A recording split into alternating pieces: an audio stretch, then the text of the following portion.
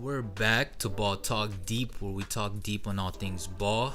This is our second episode, technically, and we're back from the first, where we discussed the Eastern Conference Finals, the Western Conference Finals, which are both over, and then we talked a little bit about the NBA Draft.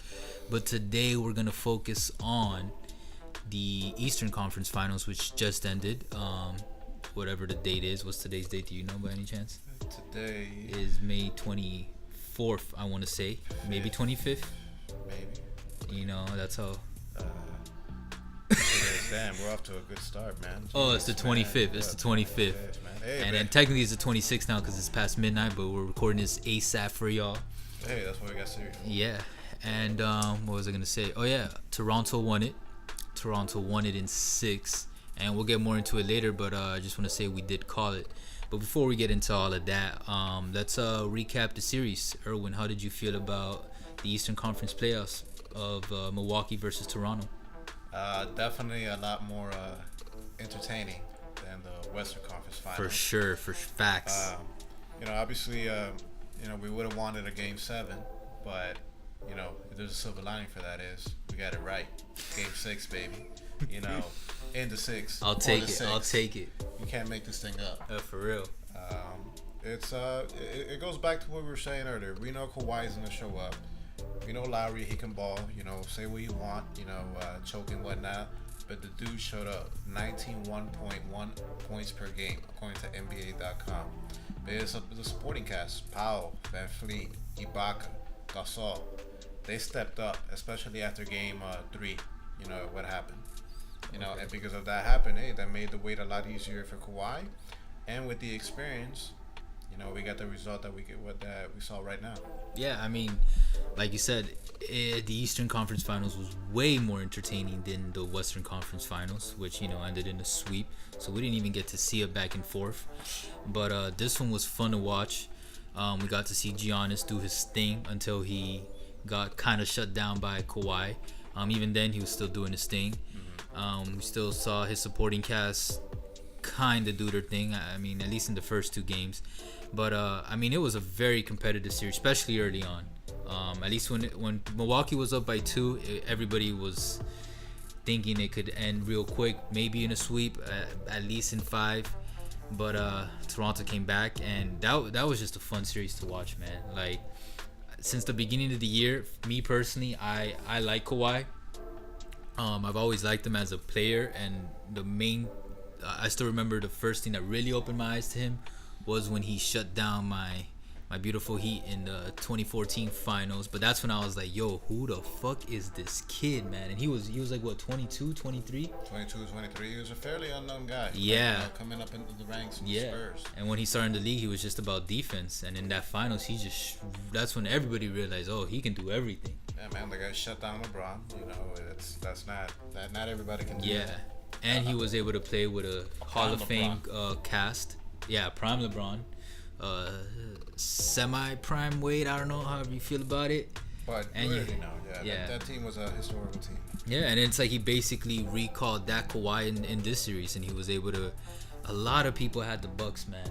Like, I understand why they were historically a performing team in the regular season. I mean, they're the number 1 seed in the East. They deserve that respect, and everybody can win 60 games. Yeah. Well, they did have that. I forgot what the stat was, but some historic offensive stat as a team. Well, they were not only that. They shot a lot of 3-pointers, and they were the number 1 defense team. That too. However, like we said earlier, Toronto's the best offensive team they have faced. Yeah. And we saw what happened. But more important things, to talk about is the Drake curse finally lifted. I think the 6 wants to know. The 6 wants to know. Look, I'm sorry, 6. I saw you tweeted that you think it's over because they won the Eastern Conference Finals. You think it's lifted? It's the first time, man, getting to the finals. All right. I'm not gonna say I agree. For me, it's if Partially Toronto. lifted. That's how I feel ultimately. Like, if Toronto wins the finals, then I'm like, all right, the Drake curse is definitely lifted if they somehow find a way to beat Golden State, even if they don't have KD, even if they don't have Cousins, even if they don't have Iggy, even then, if they still beat Golden State, that'll still be kind of a surprise for me, and I think for a lot of people. And then I'll be like, all right, Drizzy, you can support whichever team you want at this point. Like, it's done. But and fun fact, I did learn also when they were getting the Eastern Conference Finals trophy right now, that this game that they just won in Game 6 was their 100th playoff appearance, and their 100th playoff appearance, 100 playoff game happened to be their historic first entry into NBA Finals for the franchise, for the Toronto Raptors. Jeez, talk about keeping it at 100. Man, that was good. Jeez. Keeping it 100, Toronto in 6 in the 6. Man, they have a lot of marketing slangs that they could use. Can't make this thing up, man. Yeah, but I do want to say one thing. Like, all right, what made you feel like that Toronto was gonna win it? And just period. I mean, we said in 6, but like ultimately we both also believed that Toronto was gonna win it. And like I said in the previous video, for me it was the overall experience. You got Kawhi, like we mentioned, finals appearance, finals MVP. You got Danny Green, who was in that team with some finals experience. You got Lowry, who had Eastern Conference Finals experience, and you had Gasol, who had Western Conference Finals experience. And even if 3 of those 4 didn't excel, which all 4 did at least perform pretty consistent and solid, and especially Lowry, who stepped up during the series. But like, even then, they're in the locker room, they're talking to the new players or the young guys or both, and they can keep that focus, you know. You know what got me different? Okay, look, Toronto in the past, they were missing something, and they got that something with that. Look, we're not gonna deny that Kawhi is immensely talented. Like, arguably, he's a top 3, player in at least in my opinion, in the NBA. And he's got that championship pedigree that not everybody can have, that championship DNA, and that carries over throughout the whole roster. True. They have that experience. Lowry has had his battles, in the Eastern Conference Finals. Ibaka, in the earlier days. Oh my, I forgot Ibaka. With Westbrook, with Harden. They also made it to an Western Conference. I mean, to a finals. To a finals. Yeah, to a finals. They we whooped their ass. To the Heat. Yes. I mean, they lost to the finals to the Heat. But that's some experience. Yeah, right that is. there. You're right. Gasol, yeah, my bad, Ibaka. He's had some experience in the playoffs as well. But early on, I know people were already burying the Raptors after 2 games, but I just saw something different. Lowry in game 1, the guy went off, for 30 points. The guy was having a horrible playoff series, but I would say, to get back, I'll say the turning point was game 3. When Giannis, when he fouled out, that double overtime, that was very taxing for both teams. And Toronto needed that game. I felt like that switched the momentum. Okay. And obviously, that kind of like woke things up, with the role players. Powell, he had 19 points in that game. Then he followed that up with 18 points a game. Van Fleet, the guy stepped it up, in the last 3 games. 16 points per game. I don't know. Something with a game 3 that just woke them up, and that carried over, to the 4 straight wins. Facts. And all right, what I want to transition to from here is actually sticking to this matchup. Where do you see Giannis and the Bucks moving forward? Because, like I said, we both believed experience was what was ultimately going to carry this team forward. Now, if they were to meet again, even if it's overall the same core team, if they met again next year in the Eastern Conference Finals, I would actually probably pick the Bucks over Toronto next year. But it's because now the Bucks and Antetokounmpo have faced that adversity, have had some downfall, and now they have to get back up. So they're gonna come with more power. Now they have the experience too. They're gonna come with a velocity that they didn't have, and it depends on quite a bit of factors. Okay, Giannis, while he's still gonna be on the team, Middleton, Bledsoe, they're gonna be free agents. Oh yeah. Well, I believe they'll both come back. So it depends when they come back. Another thing, one thing you can't overlook as well is Brook Lopez. Brook Lopez, he signed a 1-year contract. Oh, that's true. Yeah. So, and he played really, really, really well in these playoffs, and he has saved them, quite a bit. He had a good game today. I would keep him if I were them. But you gotta see if they're gonna keep him or not. Yeah. There's repercussions with the luxury tax. Yeah. You know, in Milwaukee, they're a small market team, so it's a little bit different. You know, No, with you're them right. compared to like the bigger markets. It all depends. Like if they come back, and the players like the older players like George Hill, he played a lot better. Like kind of like rejuvenated. If he comes back like that, then yes, they do need to add a little bit more to their supporting cast. However, with Brogdon, that's a young piece. Yeah. It depends, and obviously in Toronto, if Kawhi's gonna come back or not. Okay. That being said, if it's the same thing, I would say Milwaukee. Okay. I'll probably pass to them. Feel you. But that's a what if. What we got going right now is the finals. The finals, we got the Dubs, and we got the Six. The Raps. The Raps. Golden State Warriors versus Toronto Raptors. So, what's your take? What do you think? As who do I believe is gonna win? Yeah, like how many games? Who's gonna win? Games, I'm not sure because we'll get into it, but there's a lot of varying factors I can count into that. But regardless, I'll still heavily favor the Warriors.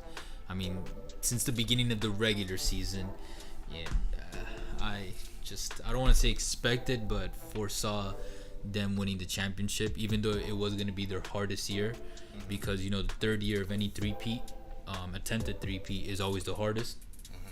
And but it's gonna be this series is gonna be very, very, very interesting because of so many things that are up in the air, like Kevin Durant coming back, DeMarcus Cousins maybe coming back, Andre Iguodala maybe coming back. What do you feel? A lot of factors, but according to the Warriors PR from their Twitter feed, they said that Durant has yet, this as of May 23rd, Durant has yet to begin on-court activities. Cousins, he just practiced for the first. I didn't hear about that. Cousins, he practiced for the first time. Nothing on Iggy yet. They're gonna know on Wednesday, the 5th of June. They're gonna be reevaluated. But it's safe to assume that Durant's not gonna come back to at least maybe Game 3, Game 4. I say that because that's when the Warriors are gonna get back home, because the Raptors, they have home court advantage. True. Which could be an ultimate deciding factor if Toronto happens to get like some type of lead or momentum going in this finals. Now, that being said, I'm gonna be assuming that Durant is gonna be out for the series, so he's not gonna come back. The whole series. The whole series. Now, let's say Durant, is out for the whole series. Cousins, he can come back, and if Iggy is not 100%, I say Toronto in 7. Because they have the home court. Because Iggy, while he's not the main guy, in that the main guys are Curry, Clay, and Green. But Iggy's gonna have to share the responsibilities with Clay in slowing down Kawhi. If he's not 100%, that's gonna affect that. And with home court cooking, and with the support cast of Powell, Van Fleet, Ibaka, and Gasol, they step it up like they stepped it up in this series. They can push Golden State to 7. Okay. And if that happens, and with home court, anything could happen. True. So I'm going to favor that to the in the playoffs. Home team. Anything can happen. It's not just about X and O's. Now, assuming that Iggy's at 100% and Durant, he comes back, Game 3 or Game 4, then I would say Warriors in 6. Okay. Yeah, see, I feel I'm leaning on Warriors in 6, regardless of who comes back or who doesn't. I would love to see 7 games. For some reason, I feel like what could be a deciding factor is that because this is the last time that the Warriors play in this current stadium, I wouldn't be surprised it can be like a conspiracy theory or something. But like if they try to win it in Game 5 or Game 7, so they can win it on their home court for the last time that stadium. No, but okay, the Raptors. Oh, I mean Game 6. Yeah. Wow, I confused them. All right. Reverse. All right, Game 6 and maybe a Game 4 they try to sweep it. I doubt it. It's not gonna be a sweep. But yeah, I don't see a sweep. But you never know, man. The Warriors, without any of these people, have been excelling. And we'll talk about this in another episode. But the matchups that we can discuss: Draymond, Kawhi, etc. So many things that can go into play. I'm not even gonna bring up Lowry or Steph because I always pick Steph over Lowry, but anybody would. Facts. But yeah, I do want to give a shout out to the president of the Toronto Raptors. That Kawhi is the MVP, but low key, the president of the Toronto Raptors is the true MVP. He made some shrewd moves. You know, like getting Ibaka for the Magic. You know, not giving up too much. I believe he only gave up Terrence Ross. And I believe second rounder or first rounder. That paid off pretty well. Yeah. Especially him coming off being part of the second unit. I mean, his best move that everybody was criticizing was him trading DeMarcus for Kawhi. I mean, there was a lot of other picks, but that was the main thing, Kawhi for DeMarcus. And, Toronto, I mean, DeMarcus was the face of Toronto. And, not DeMarcus. Oh, yeah. Yeah, man. Yo, guys, it's a little late. But yeah, DeMar and the beginning of the season and last summer, people were going wild over it. And in my head, I was like, yo, you guys got Kawhi. Like, even if I was a Raptors fan, like a Raptors fan, like, it would have hurt me too. I'm not gonna lie, but I would still be like, yo, we got Kawhi. But I saw that a lot of people were very emotionally attached. But I mean, DeMar was there for 5-6 years, like something like that. He was drafted for a minute. He was drafted, and he was like. And then he extended his contract with them. He would say he was maybe the first quote unquote star. Yeah, that stayed. Because Vince was the first true star, Vince Carter, but he left. McGrady left. I was gonna say Tracy. Yeah. We got traded. So DeMar was the first true Toronto Raptors star. Not superstar, but star. Yeah, and then Masai Ujiri traded him, and like I said, there was a little backlash, but he's a true MVP. He foresaw, I mean, everything, and I'm sure he didn't expect it, but he saw the outcomes. He did his homework. He calculated. He thought logically. Yeah. Kawhi, as a top 5 NBA player. And then not just Kawhi, but also getting the Gasol for very cheap. Gasol, who he drafted, Powell, and he got Van Fleet as well. Yeah, and then this Siakam. Siakam was a very good. All these surprise, and they brought it up when they were presenting the Eastern Conference. Ernie from TNT was bringing it up, and he was. I'm forgetting who exactly was the 46th pick in the second round, and Masai chose him, and he was able to have some good performances that help elevate this team during these playoffs, not just the series but the entire playoffs. And this president of the year right there. You know what? Toronto already made their goal already. They made it to the finals. That's in most predictions. For sure. They had that. Now they're just playing with. Well, I don't know, man, because the first thing that this guy said, the president, when Ernie passed him the mic, he obviously he thanked the fans, all that good stuff. But then he was like, "But this isn't it," and he made a solid statement saying we're not happy yet, we're not here to celebrate. We want the championship. And come on, I respect that the president of the organization, said that out loud. Man, well, if they take out the champs. Oh my, that would be one of the biggest upsets of the decade, this decade in the NBA for sure. Bigger than, or as big as LeBron coming back 3-1 against them. Yeah. That'd be right up there. Yeah, it would be. Actually, yeah. Yeah, I was gonna say maybe it might end up being the biggest upset of the decade, but if it's not, it would definitely be up there with 3-1. But you know what? We'll see. They have the conditions, favoring them. The Warriors are not 100% healthy. Toronto has home court, and Toronto has a superstar in Kawhi. Kawhi, man. That can take over, and right now Kawhi is the best player on the floor. Technically, right now Golden State doesn't have their superstar. But wouldn't that be an amazing matchup to watch? Kevin Durant versus Kawhi. Yeah, that would be beautiful basketball. Yeah, if that happens, man, then that series can be a short series, 5 games. Bro, Kawhi shut down. Well, not completely, but he shut down Giannis Antetokounmpo, who is 6'11", bigger than Durant. Here's the thing. Okay, yeah, you're gonna shut down KD, but then what are you gonna do with Curry? Oh no, the reason why it's gonna don't sleep on Lowry, bro. The reason why I say it's gonna go 6 or 7 is because most likely they're gonna put Kawhi and Curry to slow him up, shut him down. Hell no. You think they would put Kawhi if KD is on the floor? No, I'm saying. Oh, right now. okay, right now. All right. They're gonna put Kawhi on Curry. You think so? Nah, actually, I feel like they will leave Kyle at Steph and then put Kawhi on Clay. Or maybe Draymond, because Draymond is he runs the team. Like he's that engine that keeps it going. So you Yeah. shut down Draymond, I feel like you can shut down. Yeah, but Siakam. He's like the Night King. Yeah, but they could put Siakam, Ibaka, and Gasol, on Draymond. Okay. They're gonna give him some problems. Yeah. Especially Gasol because he's Yeah. taller. And But because Gasol is gonna come off the bench, so I'm like thinking, all right, starting like who's gonna? But Siakam, I could see. And Gasol, he could shoot those threes. So Gasol, we just have to come back as well. Yeah, So, low-key, I would love to see Gasol get a championship.